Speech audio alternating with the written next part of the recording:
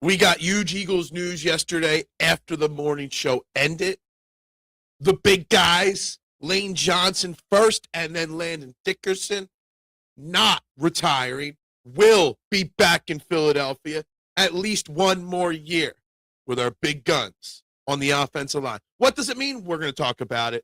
We're going to talk Phillies, first spring training game this weekend. We're going to talk Sixers, stinking it up last night in South Philly.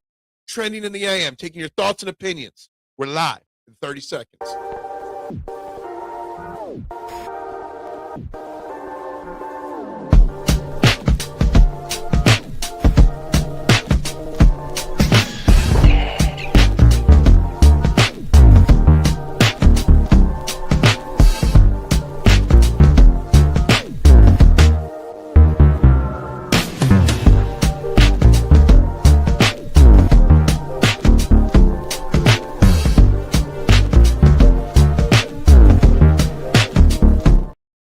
And a very good morning, everybody. Welcome on, welcome all. Trending in the AM right here on the STT Sports Network.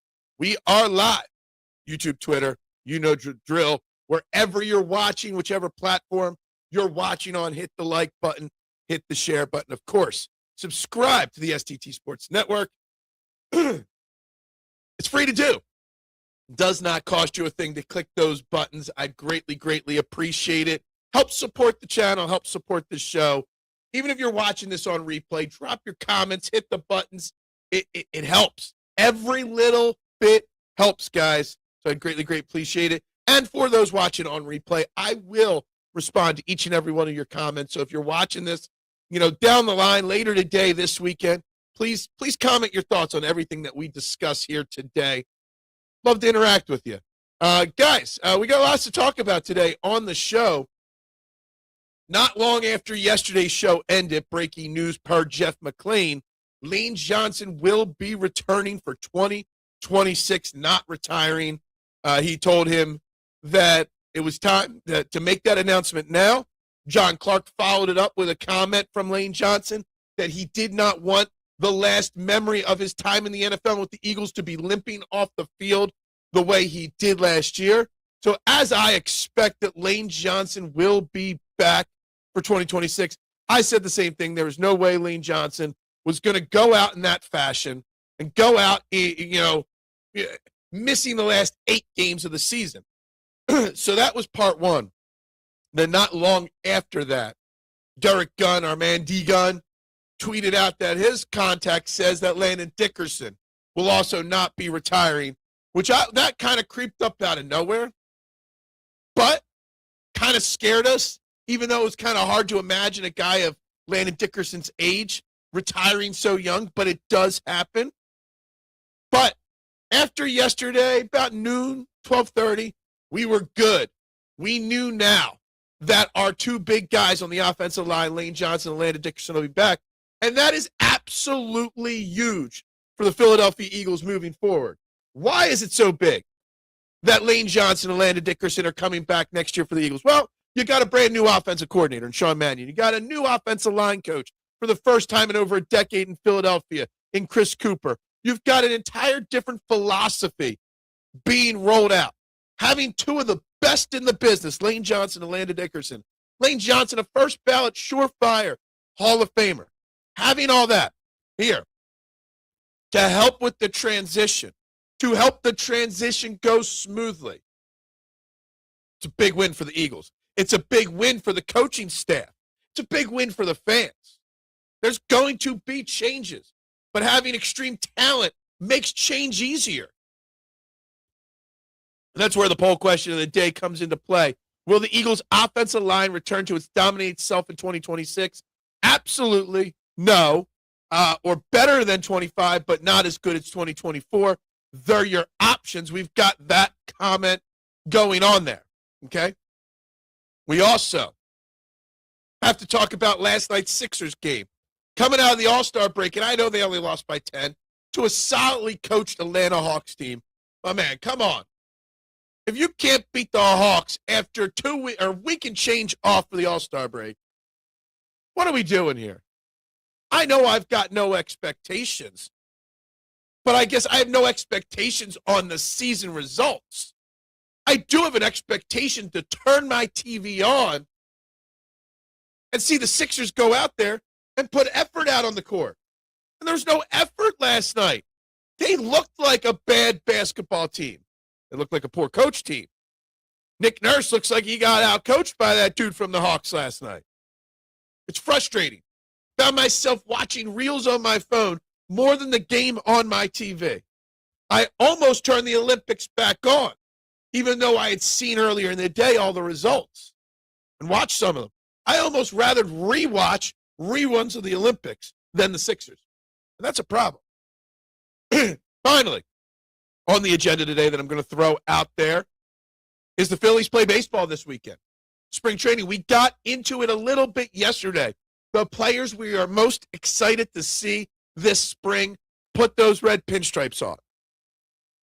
So we're going to continue that conversation as well. So let's get right to the comments here. Good morning, Duck. How you doing? It's dependent on how good the new O-line coach is and how much depth we can develop or hire. Absolutely. Whether the offensive line will be better, worse, or somewhere in between in 2026. Chris Cooper is very, very big part of that. But it's very important to understand that Chris Cooper having Lane Johnson mainly and Landon Dickerson also, massive big deal to make Chris Cooper's job easier. Good morning, Eagles fan. How we doing this morning? Hope you are good. Got some pep in my step today after all the good news. Yeah. See, I mean, I didn't expect Lane Johnson or Landon Dickerson to retire. I really did not, right? But there was that little ounce of doubt in the back of my mind. And getting that out of the way, you know what's key? Getting this all out of the way now. February 19th yesterday, right? Today's the 20th. Knowing now before free agency, before the combine, before the draft, gives Howie time to plan and plot his offseason and what he needs to do.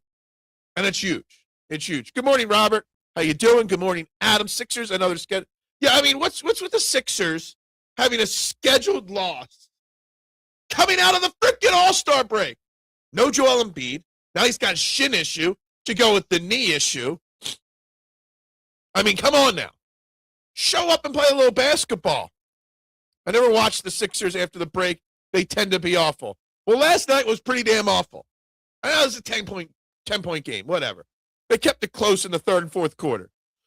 But honestly, as I was watching that game last night, I never actually thought the Sixers were going to win.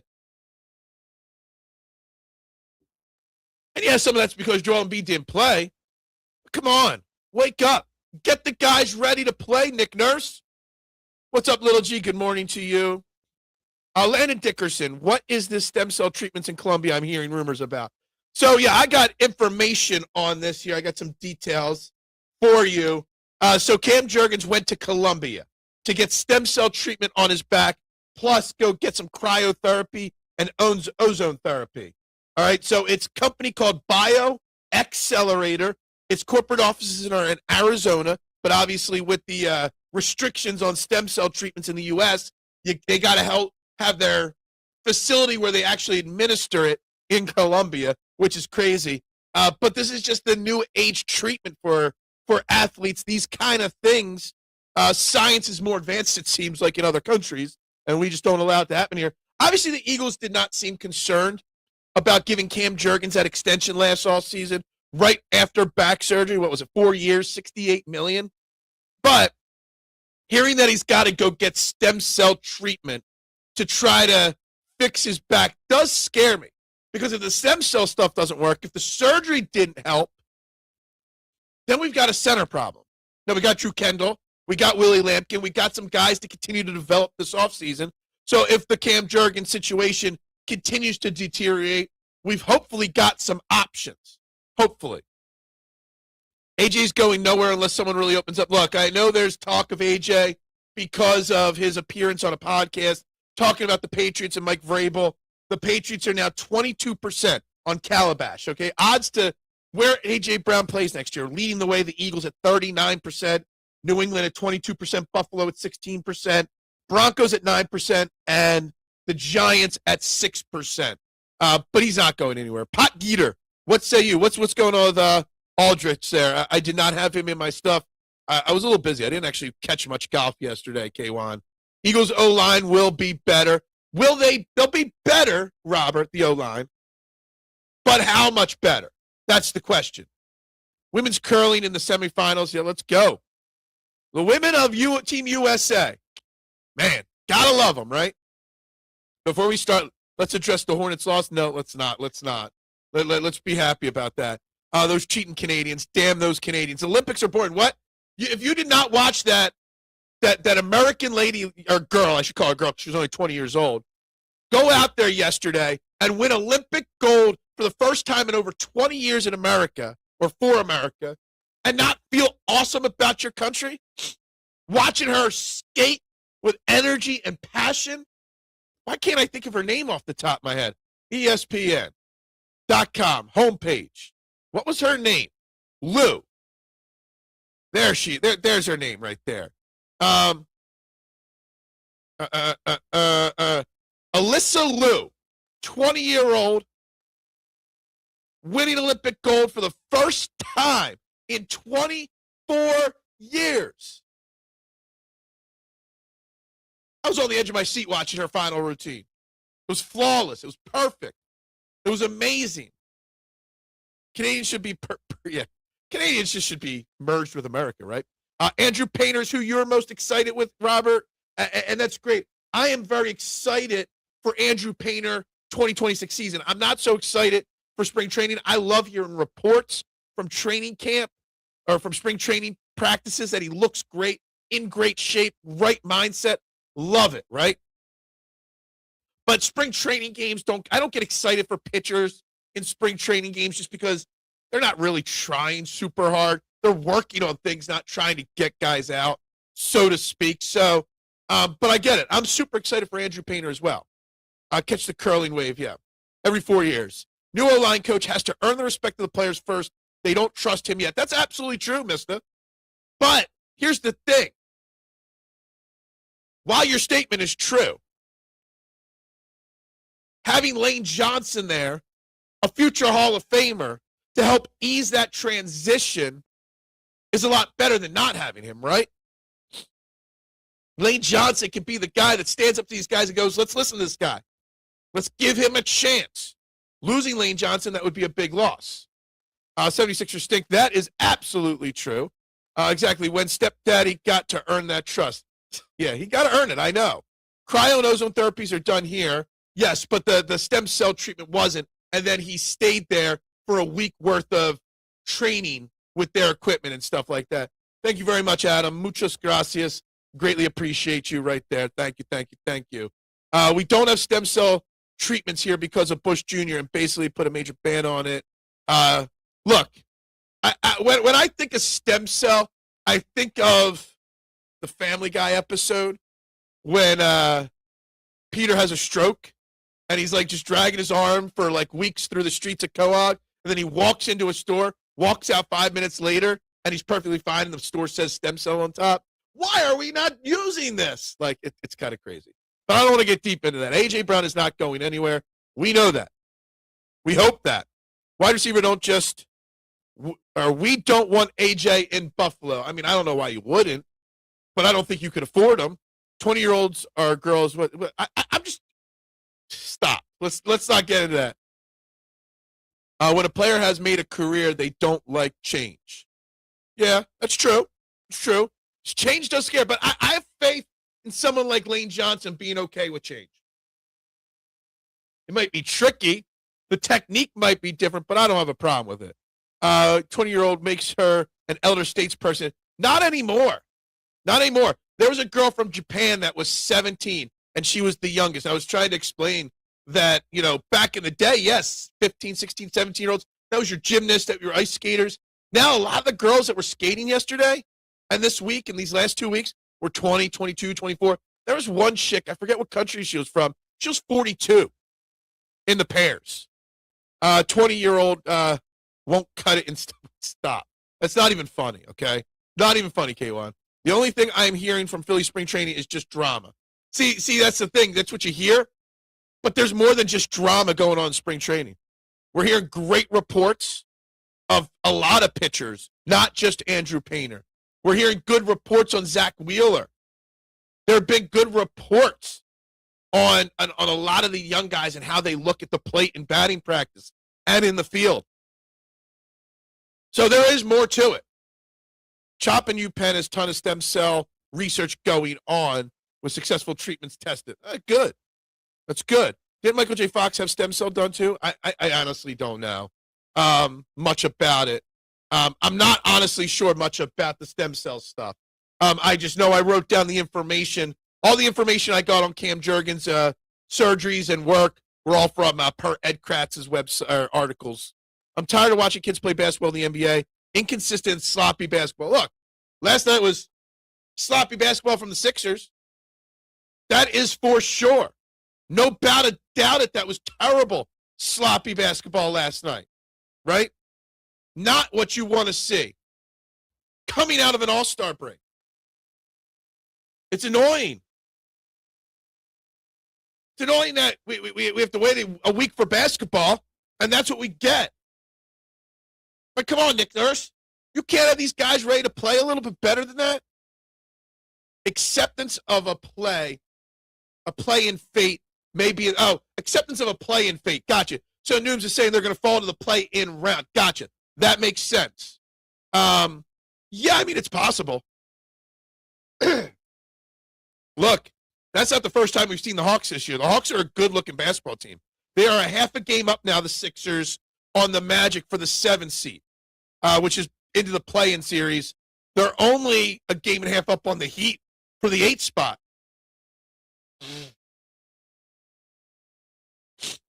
I mean, it all still come down to Joel Embiid, obviously. But, yeah, I see a little bit of a standings regression upcoming for the Sixers here over the next couple of weeks. What's so funny? Lane Johnson will definitely get the rest O-line to get in on the new offensive line coach. Yeah, you just need Lane Johnson to lead by example, Robert, with this new O-line coach. And I think he will. I think he's mature enough to do it. See what? How many more injuries can Embiid come up with? I mean, I read an interesting piece, and I forget who wrote it. Some Sixers reporter or podcaster wrote it up that, and we talked about this a little bit, Adam, at the deadline when Jarrett McCain got traded. That is Joel Embiid even sick or hurt right now? That Joel Embiid said before the trade deadline, we have a chance to contend. This is not the time to dip under the tax. This is the time to go all in. And what do the Sixers do? They trade away someone that he is very fond of and sees a bright future in Jarrett McCain. Goes out, ducks the tax, brings nobody in but campaign, and upgrading two-way contracts. Maybe Joel Embiid is just pissed off at the Sixers.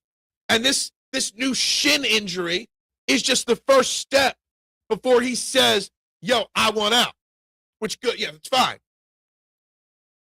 There is some thread there in that theory that Joel Embiid is just pissed and is going to make up excuses not to play now. I mean, I'm just saying. Both teams were no doubt rusty, but not making Atlanta pay for garbage basketball in the first half. Yeah, I mean, Atlanta. So hold on a second. Both teams were rusty, News, right? The Hawks and the Sixers were rusty last night. Most teams are rusty coming out of the All-Star break, right? Sure. Atlanta was the road team. They should not have won that game so easily. If two rusty teams, the home team should always be the winner there. If they're a real legit team. If they actually are a decent team. Hawks are solidly coached with a ton of depth on the bench. Yeah, they don't have much superstar talent there in Atlanta. But let me tell you something. Well-coached team. They play together. I would hate to think the Sixers are checking out since their owner did. Look, the Sixers look like an uninterested, checked-out team. 100%. Embiid, just like all the other big men, get injured more often than others because they tend to have bone density issues as they get older. That's fine. Yes. I get that. I agree with that. But I still think there's something to what I had to say there. Yes, I can see Embiid want to get out. Look, he's like, here's my chance to win. We're actually pushing forward. We look better than we ever have. Go make some moves and make us better. Paul George gets suspended. Get somebody to take over there. Upgrade Kelly Oubre. Upgrade Quentin Grimes. No, our moves are to trade Eric Gordon and Jarrett McCain away and bring in campaign and get under the cap. The tax portion of the cap. Yeah, that's not going to keep Embiid happy. The Hawks and Knicks have our number. I mean, the whole NBA has our number, Adam, at this point. Lonzo Ball crashed his Batmobile. I thought, was it Lorenzo or Lonzo or LaMelo? One of the balls, I saw a video of them crashing something. Who gets out first, Embiid or Harper? I mean, I think it's a question. I think it's an interesting question, Adam. I really do. What I will say to that is, if they leave, Embiid possibly is the answer to your question, because the basketball season will end before baseball. Neither of them are going anywhere till their respective seasons end. So, yeah. Again, I said 76ers will not make the second round of the playoffs. They very well might not. They might not make the first round. They might lose in a play-in series or a play-in game. Robert, I see some regression coming there. Embiid out first. Yeah, possibly. Embiid is actually getting injured all the time. He is getting injured a lot. Guys, let's get the likes. If you have not yet, please hit the like button, subscribe, share. Please, I'd appreciate it. Harper is just getting aches and pains. Yeah, but getting out of here, it's not just about the injuries. It's about wanting to be here as well. I really hope shin soreness isn't shin splints, because that points to long-term issues or overuse. I hope it's neither, but it's hard to be over. It's very hard to be. I saw somebody else tweet this out yesterday about shin soreness being shin splints. And I wish I knew medically, like, does the shin, like, can the shin be hurt because of the knee? Like, whether it's compensation or something else. But yeah, like, it's just, it's another chink in the Joel Embiid armor of, this shit falling apart always. All of Josh Harris' teams suck. Absolutely. Just Josh Harris sucks, period. And, the Sixers falling apart here, if they do at the end of this season, I mean, it's a direct result of Josh Harris's leadership of this organization. Continuing to let Daryl Morey, continue to let Nick Nurse, continuing to let this team go in the wrong direction. Continuing to take a step forward and then two back. I remember when Josh Harris bought the Washington Commanders. I tried to talk to the district crew, which I hope they're doing well, whatever their new ventures are in life. I tried to tell them. They were all hyped about their new ownership because it wasn't Daniel Snyder. Like, look, Josh Harris might not be much better than Daniel Snyder. And they didn't believe me. But I think they do believe me now. The shin can hurt from the ankle hurting. Okay? All right. Shin splints took me out of soccer. Mine were from flat feet, muscle imbalance, overuse, and insufficient hydration. I heard somebody yesterday talk about flat feet when they were talking about shin splints as well. Not the other things there, but interesting. Shin is a bone. Splits are micro or minor fractures in the bone. Soreness in the muscle or ligament tendons are sore or inflamed. Yeah, I thought it had to. I know the shin is a bone. I thought when like shin splints and shin issues, I thought it was like the muscles around the shin there that they were talking about. Harris doesn't care about the Sixers. Harris doesn't care about anything, maybe except for his legal issues that may be pending, but we'll ignore that. Who was worse, Dombrowski or Josh Harris? Well, that's a tough one to discuss there, Adam, because Josh Harris is the owner of a team. Dave Dombrowski is just the president / de facto general manager. So you'd have to compare Josh Harris to John Middleton, who John Middleton is, despite his flaws, a better owner. And you'd have to compare Daryl Morey to Dave Dombrowski. And they both suck ass, and I don't know who I'd prefer to go first. Well, let me tell you something. The Sixers probably won't make the necessary changes when this season falls apart because Josh Harris doesn't pay attention. Now, the Phillies, see, the thing is, I have more faith in John Middleton after this Phillies season ends disappointingly to make changes. Finally. I don't have confidence in Josh Harris to do that unless he sells the team.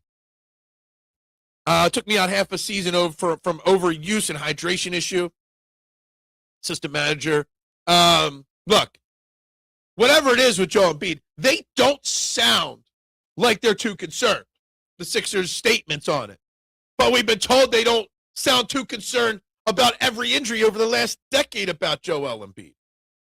So obviously, we can't really take their word for what it is or anything serious about it, good or bad.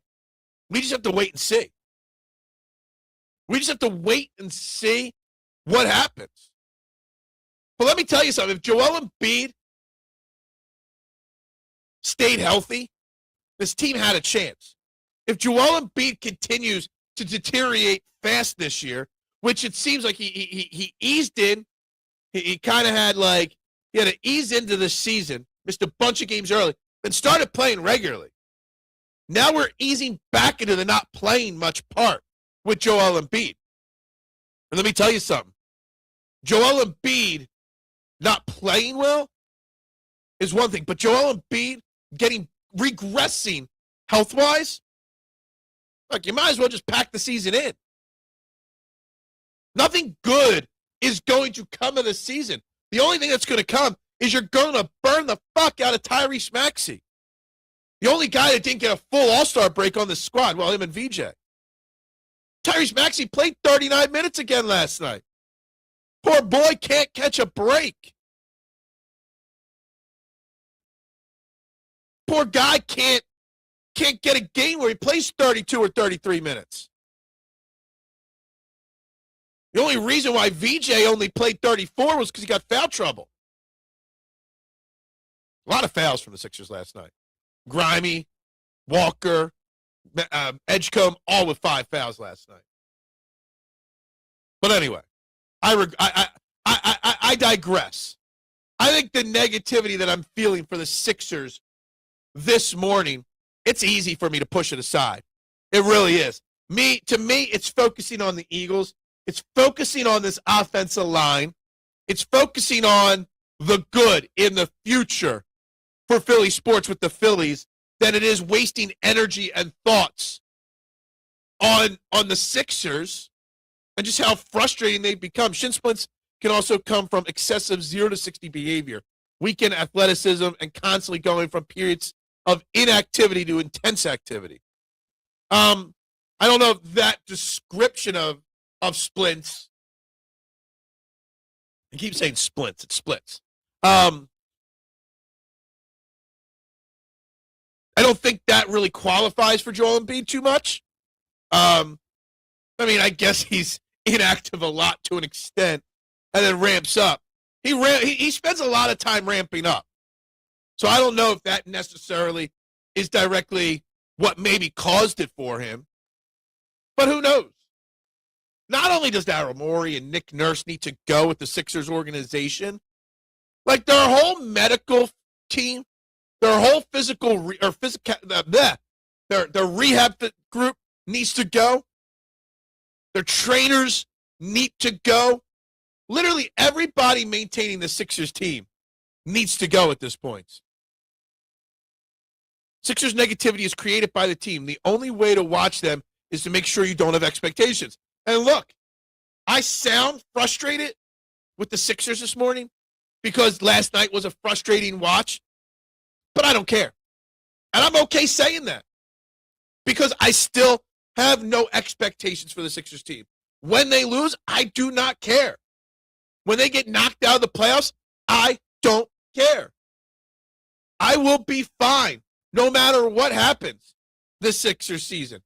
The only thing that I think or say or feel is that was a wasted opportunity this year for them. Plain and simple. They wasted an opportunity. Seems like the Sixers are on track Embiid injured, team regressing, owner not caring. Seems about right. Par for the course, Big Al. Right? Par for the course for the Sixers. Trick the fan base into caring for 5 minutes, and then we got you. We fooled you. That is just par for the course on how the Sixers operation is run. Plain and simple.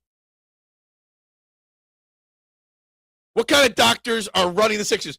They definitely got their medical degree from Columbia, where Cam Jurgens is getting his stem cell treatment, not from anywhere around here. You know, I saw a little interesting little post. We were talking about the stem cell that Cam Jurgens is getting. I saw the Phillies are the first MLB team to use hyperbolic oxygen therapy in their locker room. The Eagles use it. A couple of Phillies players are fans of it, and they're the first baseball team to institute the therapy regularly.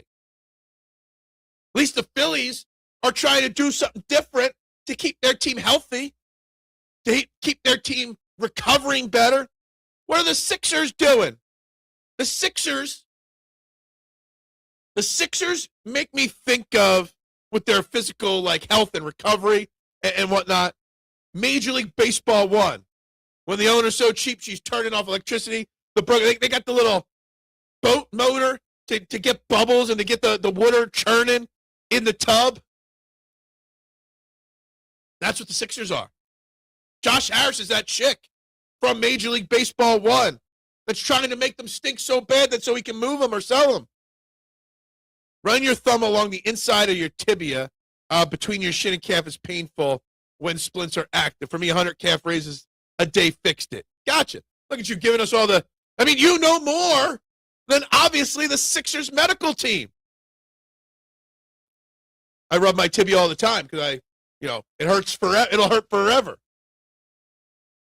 You'd be surprised what motivates you to do boring, repetitive, unproductive stuff to avoid pain. I know because I deal with pain in my leg every single day. I just deal with it. I don't do the exercise is probably necessary. But anyway, I digress. I want to stay on point here, or at least try to move off of the Sixers. For 32 minutes into this show, for the majority of the people watching caring as little as they claim to do about the Sixers, we've spent a majority of this first 32 minutes talking the Sixers, not the Phillies. First preseason game upcoming, not the Eagles getting their guy back. It's kind of crazy to think that despite us not caring, we still do it. It is kind of frustrating to an extent. Yeah, I will rub it on. Gotcha. No problem. Anyway, Eagles, Lane Johnson back. Landon Dickerson back. A.J. Brown, more rumors floating around. I like to get to this poll question. The offensive line returning to its dominating self in 2026. You've got Lane Johnson and Landon Dickerson back. Obviously, when we had Black Gritty on Monday, he talked about Jordan Mailata telling him, and now it was okay to say it publicly, that he was hurt last year, just not as bad, so he kind of just masked it. Cam Jurgens, obviously, his back was so bad that he needs stem cell treatment. This full offseason of rest and recovery. New O-line coach.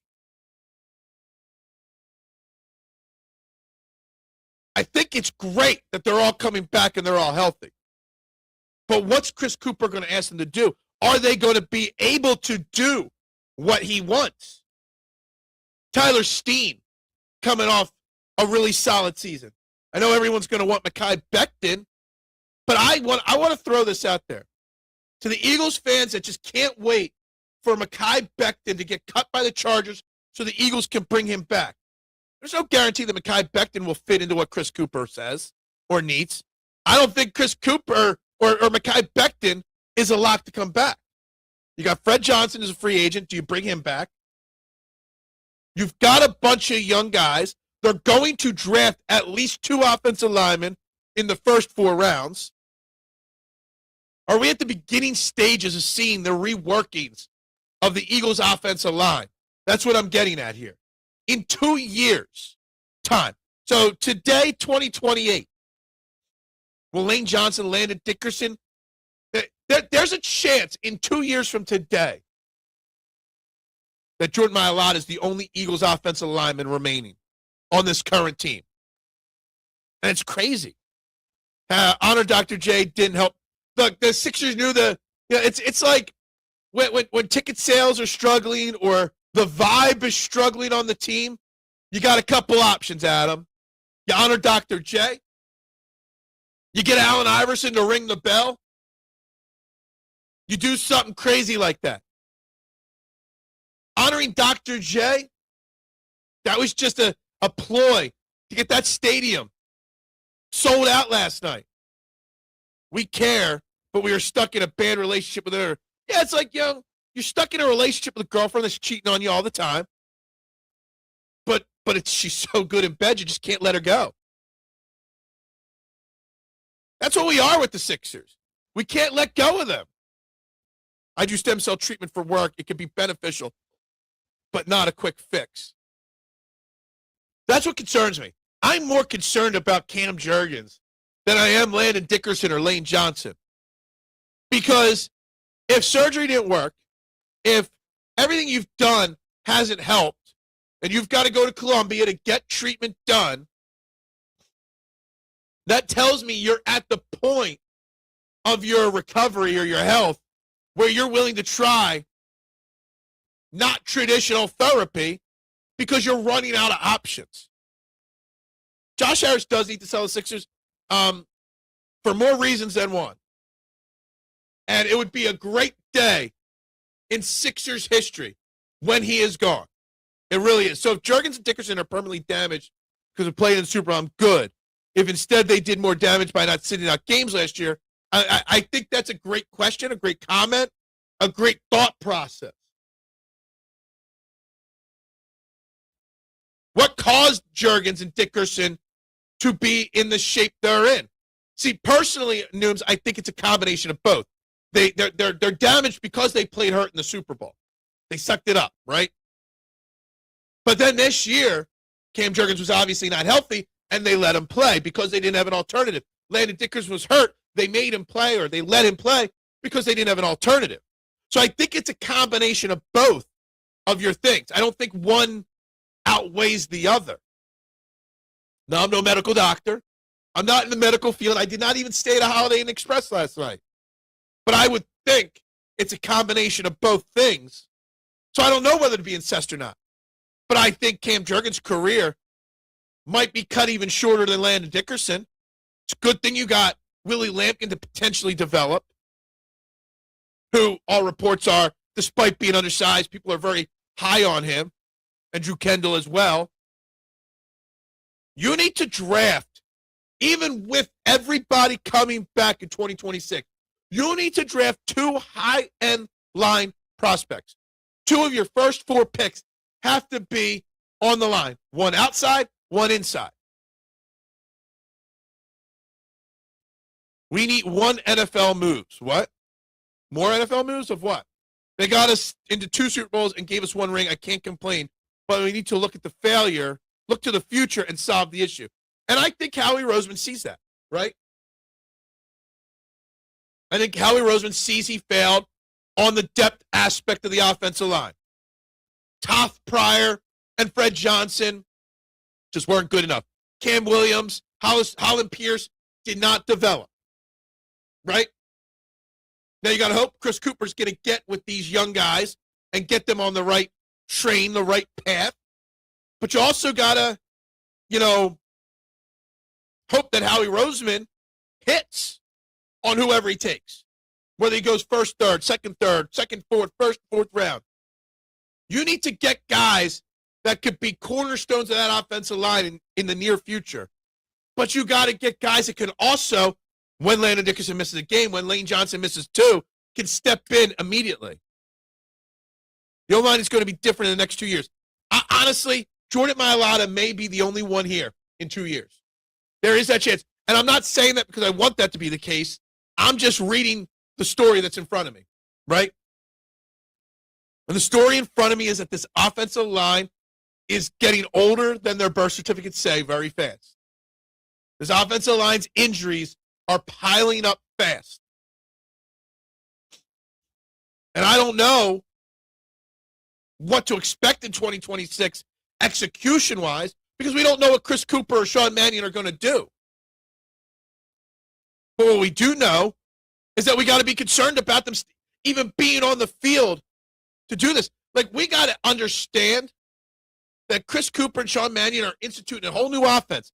Chris Cooper's going to have these offensive linemen doing different things for the first time ever, right? Are they even going to be healthy enough to practice? Is Cam Jurgens going to be ready for OTAs? Is Landon Dickerson going to be ready for training camp? How much off-season work are these guys even going to be able to do to get ready for 2026? So you're installing a new offense, you're installing new philosophies, and the core of your team, your O-line, is either old, injured, or can't get healthy. How are you even going to get prepared? And I don't think people even think about that aspect of it. That there's a lot of new stuff happening with the Eagles this offseason. It's great Lane Johnson and Landon Dickerson are coming back. But are they going to be ready for week 1? Are they going to be ready for training camp? Are they going to be ready to learn all this newness? It's not like, I don't care how great you are. If you're changing your system that much, if you're making the drastic changes that they're going to make, philosophically, scheme, technique, you need time to learn it, to practice it, to break old habits. I mean, Lane Johnson's done it just Stoutland's way for 13 years. Year 14, he's got to do it Chris Cooper's way.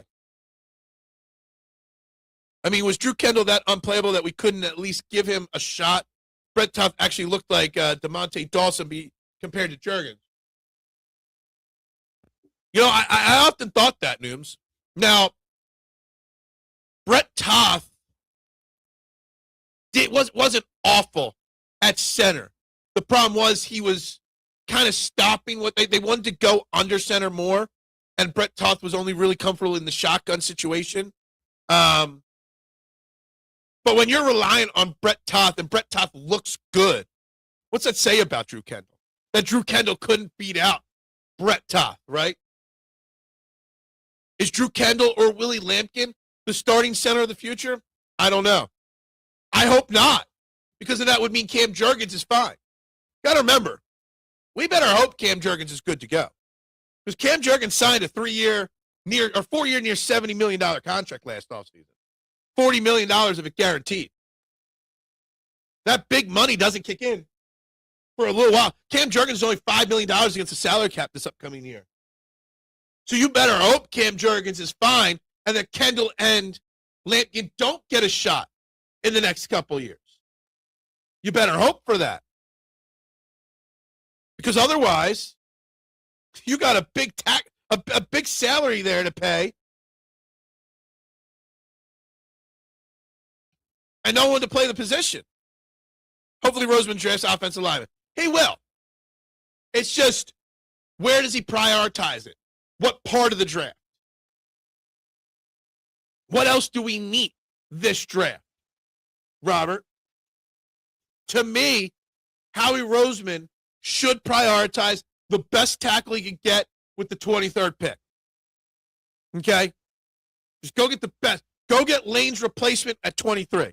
And then go find someone in the second or third round that can play guard. They can go to the left or right side at guard. If Dickerson can't stay healthy, he goes to the left. If Tyler Steen regresses or leaves after 1 year, he could go to the right side. You go do that in the third round. Then you address in the second or the fourth round, cornerback, safety, wide receiver, tight end, all the other positions that are in need. How hasn't gone the free agent route very much lately when it comes to impact O-line signings? Brandon Brooks was the last. Was Brooks before, what's his name? Yeah, I think Brooks was the last. I'm trying to think of the other guy that we brought in. Wasn't not Vitae. Who was the left guard? I guess he took over for Brandon Brooks. So yeah, Brandon, I don't know. You're about right on that time frame. But see, the thing is, I don't think Evan Mathis was before Brandon Brooks. I'm almost positive. I don't think Howie goes the impact O-line free agent signing, because impact free agent signing would have been if Landon Dickerson retired or if Lane Johnson retired. Instead of drafting the replacement to start day one, you sign somebody to start day one. You've got, in theory, your guys. You need their eventual replacement. You're not going to make a high-impact signing to sit them on the bench. So that's not what's going to happen. At least that's my opinion. Is this the year we may see an almost pure trench draft? I don't think I would be surprised given it's a new system. Yeah, I mean, would it shock you if they draft? So I don't even know. They got 8 picks in the first 6 rounds. They don't have a 7th rounder. You have 4 or 5 picks in the first 4 rounds. 2 offensive linemen, 1 edge rusher, 1 defensive tackle. You might see 4 of your first 5 picks come on the offense and defensive line. Realistically, it's a very strong possibility. If they don't draft the wide receiver in the first 3 rounds, then wide receiver A.J. Brown isn't going anywhere. Howie does not draft tight ends early. Dallas Goedert was the last tight end taken in the 2nd round. And what was that, 2018? So it's been 9 years since we've drafted a tight end at the top end of the draft. At all. Jason Peters, I think, was the last one. No, I mean, Brandon Brooks was a pretty big signing. And who was the other one? Why can't I think of the guy's name with the big flowy locks of hair? He left after the Super Bowl to get a big free agent deal. Evan Mathis was way back in the day. I draft linemen for sure. Not just one, multiple. Isaac Seumalo, that was the one. Wasn't he a high impact signing as well? I think Isaac Seumalo was after Brand, because he took over for Brandon Brooks, right? Briefly. There we go. Bo knows what. Look, you've got to, Seumalo lost us the Super Bowl. That's right. He had the false start in that Super Bowl in 2022. That's right. He did leave after that Super Bowl, though. He did have. So here's the thing. This is what I always say about Isaac Seumalo. Everyone blames that Jalen Hurts. Well, he might have outplayed Patrick Mahomes in that losing Super Bowl a few years back. But, and the fumble was a crucial thing before halftime that changed momentum. But if Isaac Seumalo doesn't have the false start, the play before the Jalen Hurts fumble, the Jalen Hurts fumble play doesn't get run, Jalen Hurts doesn't fumble, we win that Super Bowl. So, yeah, Isaac Seumalo did lose us that Super Bowl. Bono's football, right. Vitae signed after the Super Bowl in 2017. Okay? It's almost like shopping for the right insurance policy. You don't know whether you want to bulk up the policy or go with a new carrier altogether. I mean, I guess that's an analogy to look at. I don't know about that. Again, the thing with this offseason with the offensive line comes down to the fact that we do know that Lane Johnson and Landon Dickerson will be back, right? Which is a good thing to know now. We don't know what they're going to be, but we do know they're going to be back. So you can't go out and make you've got very minimal money to spend this offseason. You've got a lot of holes on this Eagles team. You can't spend big on the offensive line because you have your stalwarts there. You got to draft their eventual replacements with blue chip prospects, but you're not spending a big chunk of free agent money. Just think about this offensive line. The contracts, 4 of your 5 offensive linemen are all on big contracts.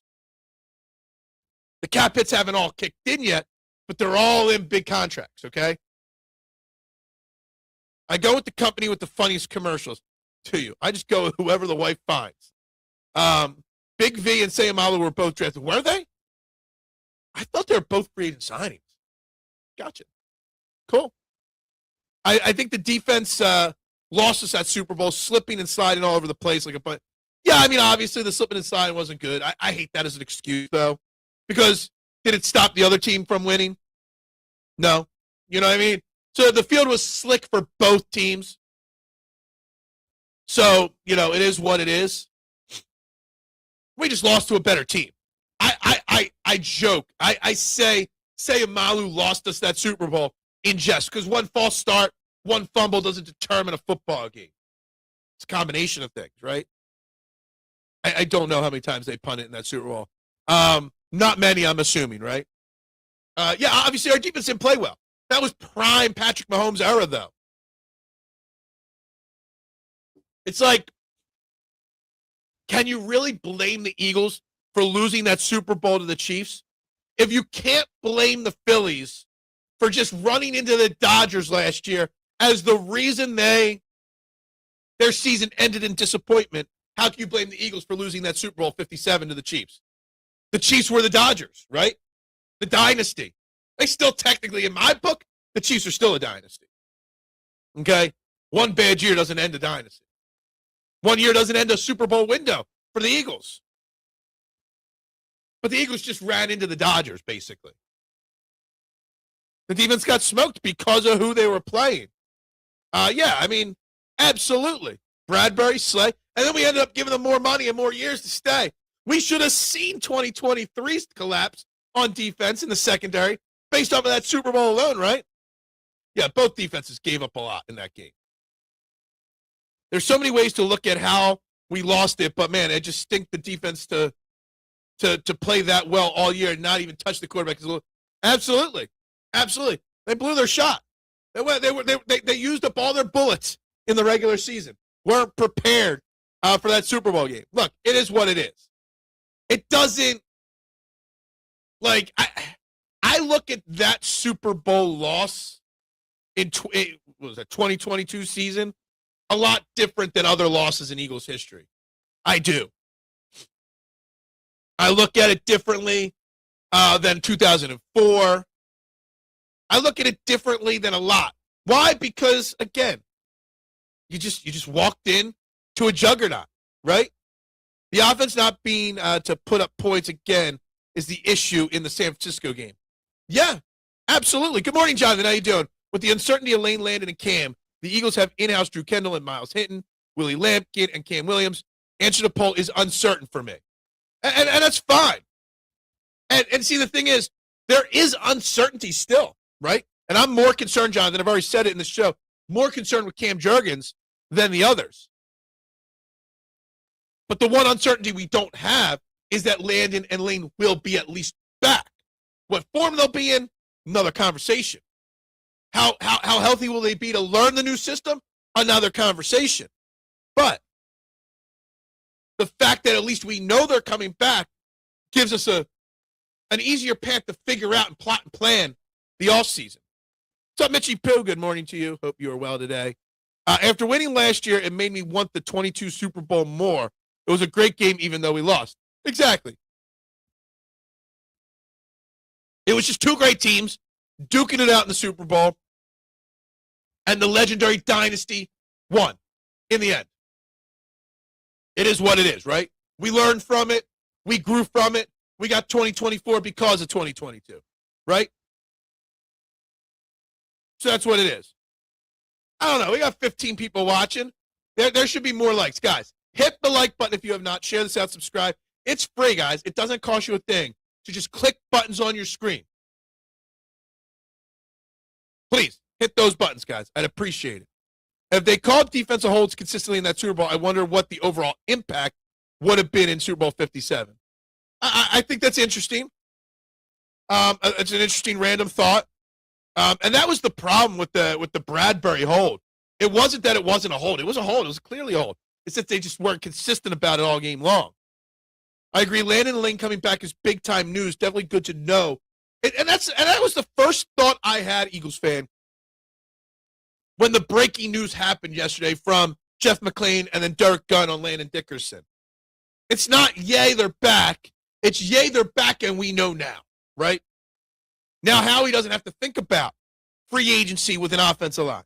It's simply adding the young pieces for the future, right? Now I will stick to it.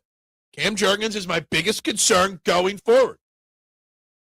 Cam Jurgens is a problem for me. When I get aggravated, I tend to watch 24 for perspective. Yeah. Everyone has to admit that 25 Super Bowl sucked. Is this the state of the NFL or just a weird year? This year's Super Bowl. I don't know if it sucked, the Super Bowl. It's hard for us Eagles fans to honestly judge whether it was a good Super Bowl or not because we were frustrated with how our season ended the year after winning a Super Bowl. But I think Seattle was a good team. They deserved that Super Bowl. New England deserved the right to be in the Super Bowl. At least we beat the team who beat us in the Super Bowl. It felt good to get the last laugh. Yeah. I don't really. Those kind of, well, you know, we got revenge on them things. I don't know. And the 76ers have no purpose in their mindset from the losses they take. Just going through the motions. And look, Jonathan, and I know you're late to the show today. I literally, at the 32-minute mark, I went on a 2-minute monologue saying, for as much as we hate the Sixers, as much as we can't stand talking about the Sixers, we spent 30 of the first 32 minutes of this show talking about the Sixers. And I hate it. Because despite not caring, all we do is still talk about the Sixers. And Jonathan, I said this at the beginning of the show as well, that I wouldn't be shocked if Joel Embiid is not, I don't want to say faking a new shin injury, but he's exaggerating it maybe. Why? Because he's pissed. He told the team to go all in. Don't duck the tax. And what did they do? They ducked the tax and didn't go all in. So, you know, Joel Embiid might mentally be already checked out on this team. To me, the real egregious officiating in Super Bowl 57 was the one hold and one block in the back was completely missed on the killer punt return. That doesn't get talked about enough. I mean, it doesn't get talked about enough. I don't even, without Googling it, I don't even remember it off the top of my head.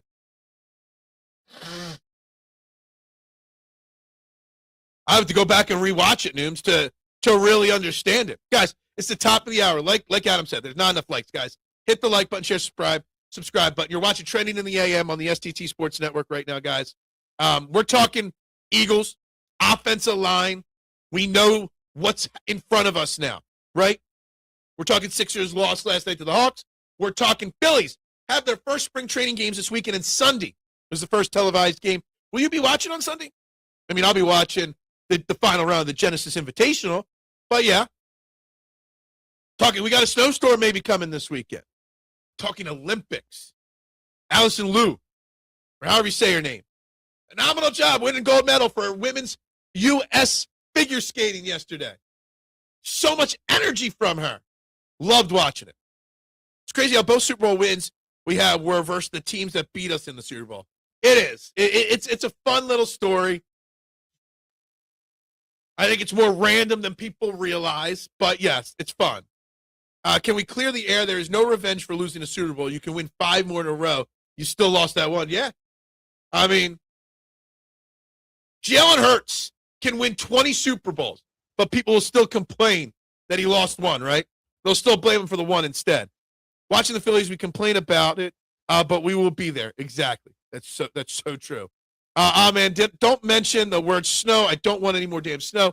Dude, I got an 8 a.m. flight Monday morning, okay? Trust me, I don't want no snow either. I'm supposed to be in Florida Monday afternoon for a week. Well, for like 5 days. I don't want no snow. And the bad weather we're going to get up here is going to make Fort Myers. Just check Monday's weather in Fort Myers is like 64. Sunny, but 64. I'll still be in shorts and flip-flops. I don't care. But I got to get there first. I don't want no snow. 1 to 3 inches of snow, it's manageable. It is. It's manageable. Shouldn't cancel my flight. Why the hell can't it even snow on Christmas here in Pennsylvania? 7 and then melt. Look, I would be happy if it never snowed again. Quite frankly. The snow sucks. Plain and simple. That's why we should turn the page and get back to talking like Phillies baseball or something. Think spring thoughts, right? Think summertime vibes. Maybe we all get around a circle and light a candle in the middle and we burn some sage. We can make sure it never snows again. You can put some curse out there. The older I get, the more I hate snow. I'm only 20. You're a young baby and you hate it already. I hated snow. I think the blizzard of 96 was the last time I actually cared about snow. Since then, I've never loved it. Was it 96 or 94? Whatever year it was. Whatever year it was. You know what I mean. Well, you don't, Eagles fan, but everybody else knows. Babies don't know about the winter of 96 or the snowstorm there. The great blizzard. Yeah. Even then, I didn't enjoy snow days in school. Like, I didn't enjoy the day sitting at home, shoveling the driveway. I didn't enjoy building snowmen as a kid. I barely enjoyed liking going up to North Avenue Field to sled down the hill. I hated it. Snow is needed. I just want snow and it melted by the next few days. No, snow is not needed. What is snow needed for? Is there something good it does for our planet by having snow? No. I used to like to get a snow day and smoke a joint with some friends, drink some hot cocoa. See, I never did that when I was that young. But yeah, maybe a little PlayStation as well on a school day. Yeah, I mean, for me, it was just original Nintendo NES on snow days. All right. Sitting 4 inches from my 13-inch TV playing the original Nintendo. Again, I'm old, okay? Can't help being old, I guess. But no, I hate it. We don't need it. We don't want it. Get it out of here. I don't even want snow on Christmas. Then it's just going to get to going to see my nieces and nephews that much harder. So I don't want it then. Snow is just the worst. Snow is the best time for, or Christmas best time for snow. You can sit in the house all day. Yeah, see, that's the thing. I got to try. What's up, AK? How we doing? We're talking Eagles a lot today. The good news about the offensive line, but also how the good news still leaves some concern with the offensive line. And what, at least now, the Eagles can plan out their rest of their offseason, at least knowing the news. That's the best thing. What's up, Belfin? Everybody coming in the second hour of the show this morning. Winter is only decent for Winter Olympics and for those that love snow, because it looks like ice cream. Winter is a natural disaster. I agree with you, John. We don't always see eye to eye here, right? We don't. But I think we can see eye to eye. Winter is a disaster. Snow is a disaster. Winter is a disaster. Get me out of here. Monday can't get here soon enough, and some sun medication to my arms, okay, and my face. My face needs some sun on it, right?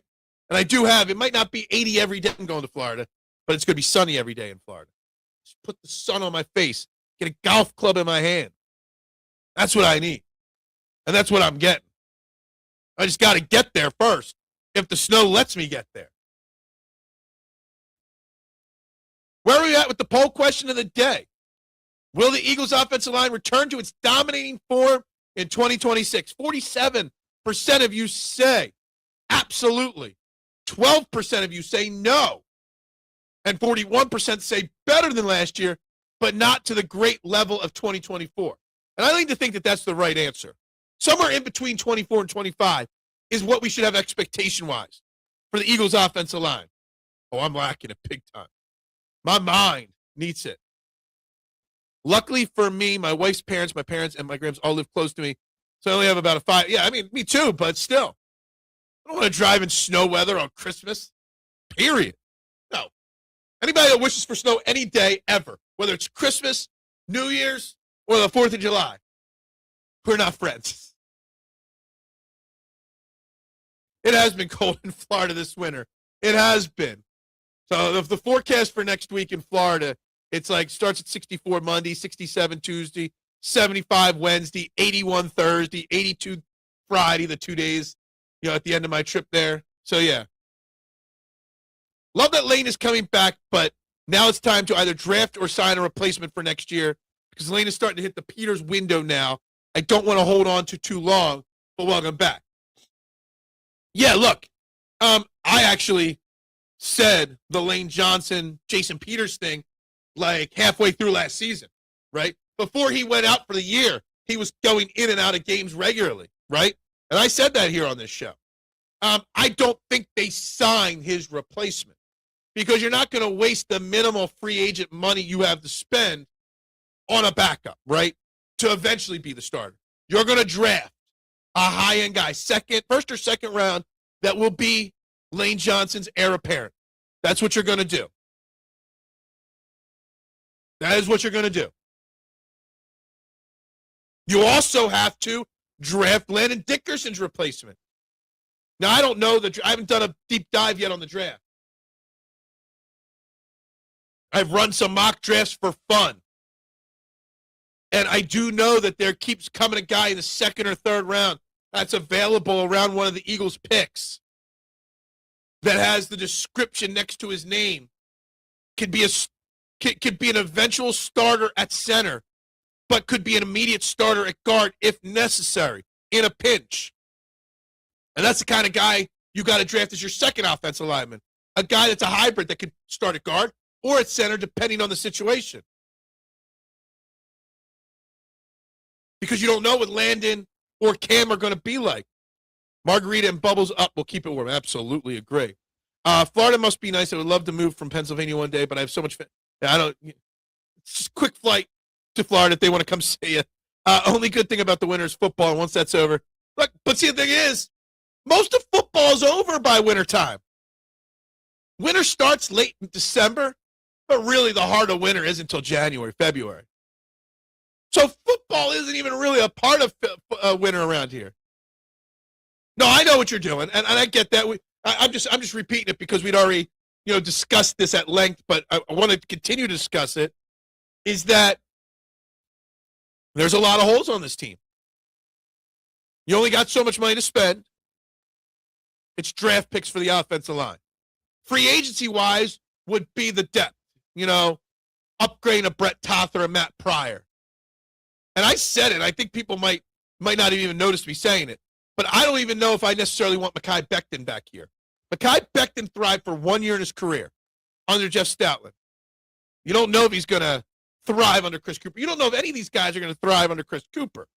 But Mekhi Becton, maybe you don't waste that money to bring him back.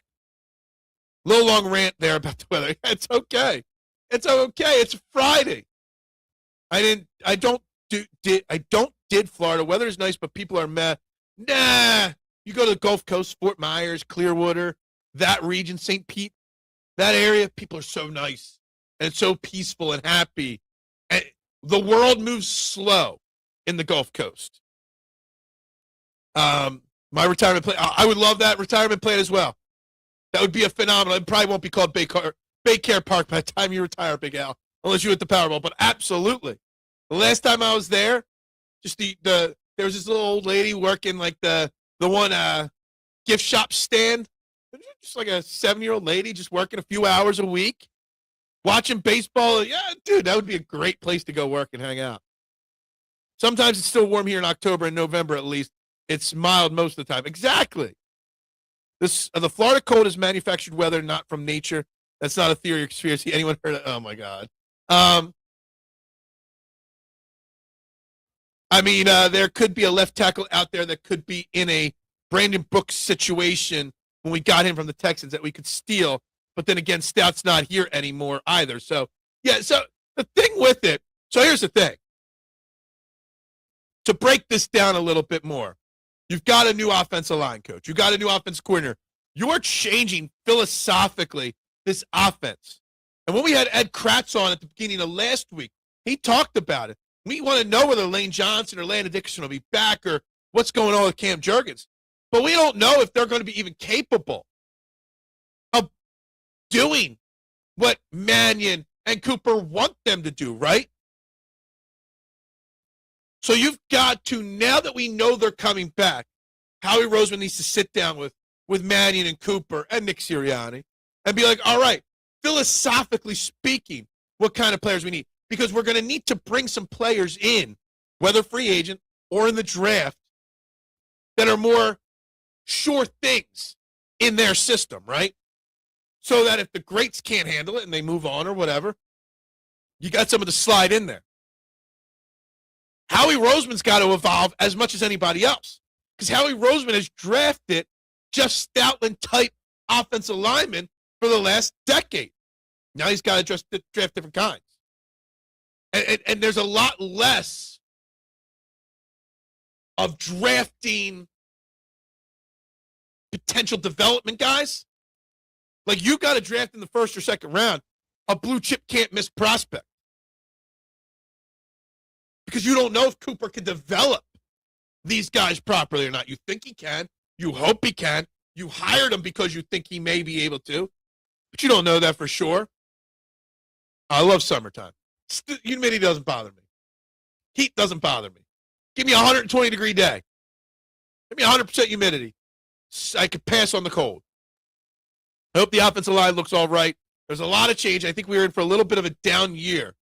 Neat time for this thing to look. I think there's a real legit possibility that Eagles fans have to understand that there are going to be some slow starts to this upcoming season. There is going to be some hiccups along the road this season. There's no doubt about it in my mind. There's not. It's not a sure thing.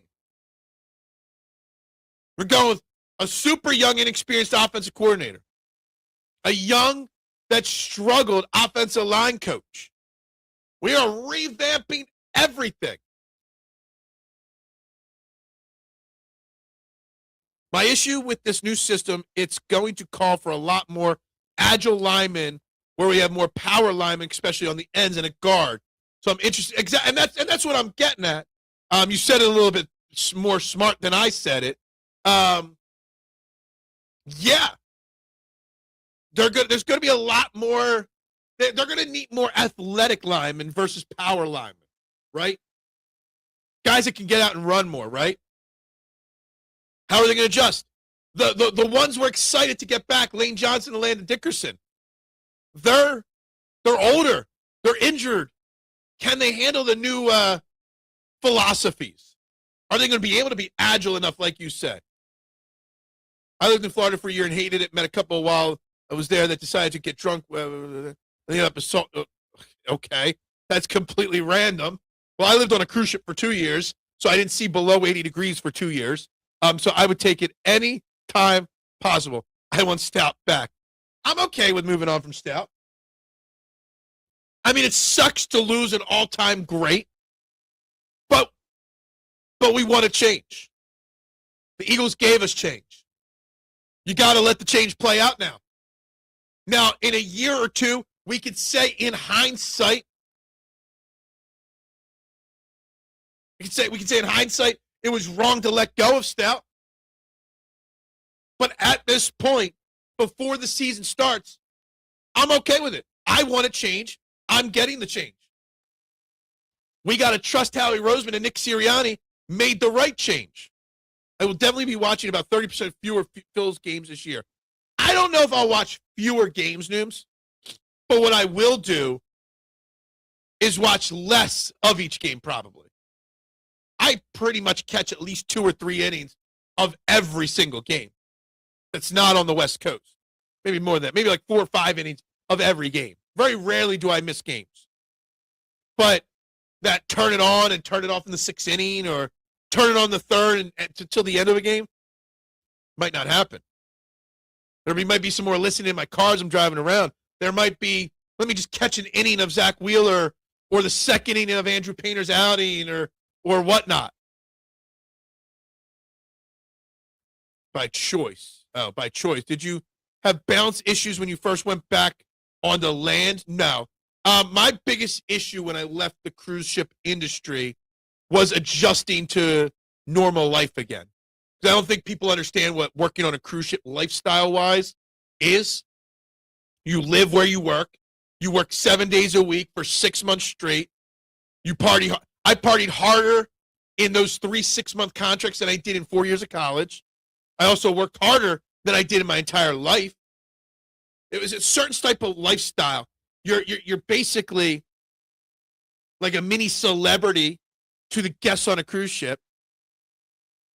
You deal with repetitiveness beyond belief, doing the same thing every 7 days for 6 months straight. It's very hard to explain readjusting from cruise ship life to the real world. It didn't take long to get adjusted to it, but it took a long time to adjust back, if that makes sense. We've changed numerous times with Stout, and it worked out, and that's fine. And I get that. Yes, Stout's been here since Chip Kelly, and he's gone through multiple regime changes. I get that. Many, many offensive coordinators. But how many of those offensive coordinator changes did we go into saying, we want the new guy to have full autonomy? Well, this guy wants full autonomy. He wants his guys. Here's the only worry this coming year ends up being like, or worse, how he fires Nick, and only question was, why do all this just to turn around and possibly do it again?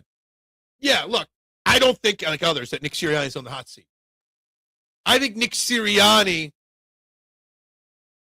has a little bit of leeway. Like we say that this year might start slow because we're instituting all this newness, right? So there might be some hiccups. So we might not win 14 games next year. It might be another 11-6 campaign. I don't think 2026, in Howie Roseman's eyes, to whether Nick Sirianni keeps his job or not, is Super Bowl or bust. To fans, it's always Super Bowl or bust, right? But GM set realistic expectations and those bold expectations. I don't think Nick Sirianni has to win a Super Bowl to keep his job. Can't have change without going through a few Manions. I see what you did there. I did. Watched 90% of Phillies games. I watched mid-90s and early 2000s baseball. I can handle this. Exactly. Grew up going to the vet in the late 80s. I can handle anything. I can imagine lots of parts. It's something. You know, what do they talk about that goes on in the Olympic Village with all the athletes? Yeah, cruise ships on steroids, 7 days a week. Could be a blast. I did it when I was 23, 24 years old, very young. It was a great experience. Got to go to like 40 different countries in my lifetime. To be fair, the change we got is what a lot of people asked for, and now that we got it, people are pissed. Exactly. That's the whole point of this. That's what I'm trying to get at. Like, we're worried about losing Jeff Stoutland, but why? Okay? The offensive line sucked ass last year. I will say I want to change as well, but not sure if I want to Stout out of the building. Look, I get it. He's a legend. I don't think Stout stepping away is Mannion. I agree with this, Big Al. Obviously, there was a beef between Nick Sirianni and Stoutland over the run game at the end of 2025. Hence him losing the run game coordinator job, right? I get it. Nick Sirianni and Stoutland had a falling out, and I think that is part of it. Now, I don't know if Mannion asked to keep Stout and Sirianni said no. But, yeah, I don't know if Mannion is the sole sole problem here with the Stoutland situation. Now that we have 2 Super Bowls, the Eagles need to be considered a top 4 NFL team this century, right? 2 Super Bowl wins. 1, 2. I'm trying to count. 22. Yeah. 4 Super Bowl appearances, right? 2 wins. Why am I struggling to count Super Bowl appearances? I don't know. Anyway, so easy it was 4. The Patriots, the Chiefs, the Eagles. Would they be the 3rd best team this century? Who would you rank higher? It's the Patriots, the Chiefs, it's the Eagles. And that's it. The Eagles are number 3. I think it's Patriots hands down 1. Chiefs hands down 2. They asked for change. Instead of getting changed, they got the same exact thing with change as experience-wise. That's what I believe they're pissed about. It's not the change they're mad about. So they're mad because the change is inexperienced. But that inexperience that Sean Mannion brings to the table, that's the new NFL, right? Most of the NFL does not, or most of the NFL, when they're making change, are looking for the next young guy, right? The next young supermind, right? That's what most teams are looking for. That is how the NFL is evolving at this point. For a while, it was looking like the Steelers. Yeah. I don't think I'd put the Steelers ahead. They'd be in consideration for that 4 through 6. I mean, they had a couple good runs with Roethlisberger and such. I'm not sure. Coaching, whether it's head coach, offensive coordinator, defensive coordinator, it's a young man's game, okay? You don't see too many 60-year-old coaches anymore. You don't see guys like Vic Fangio or Wade Phillips around NFL circles as often. I don't even know what that comparison would be offensively speaking. Most coaching in the NFL is young guys. I mean, you look at something like Nate Skillhouse. He had 5 head coaching interviews. Had never even been an offensive coordinator. He's like 38. Everyone wants the next Sean McVay or Shanahan. They all want the next shiny object.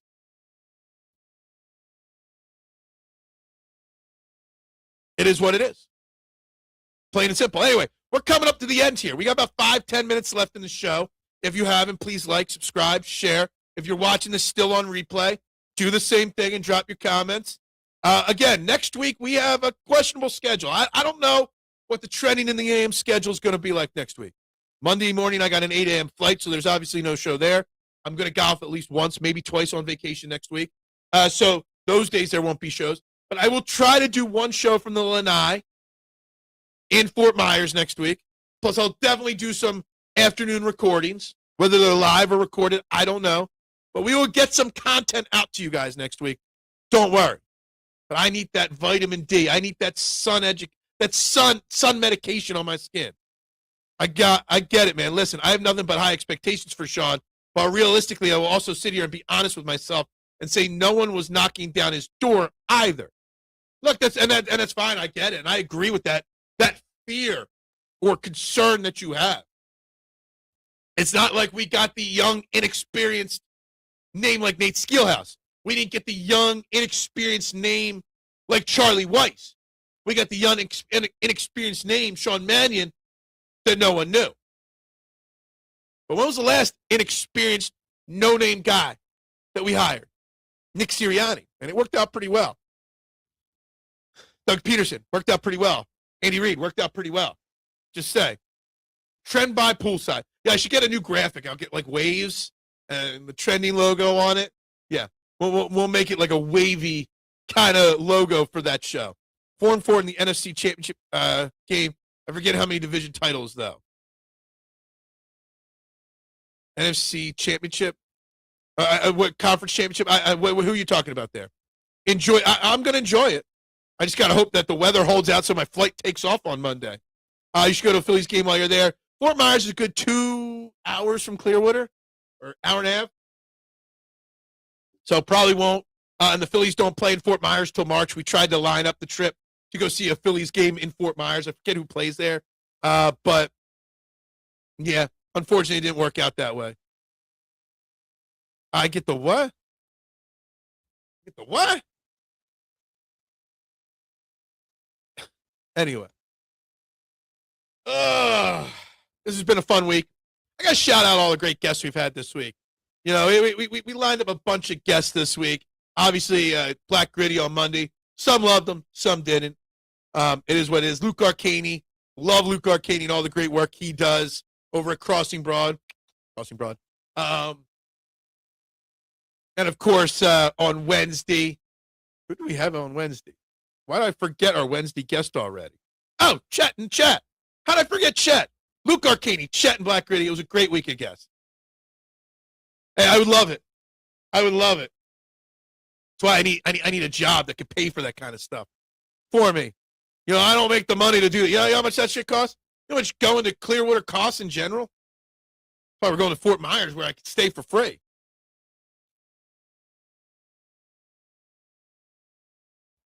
I'm not touching this conversation.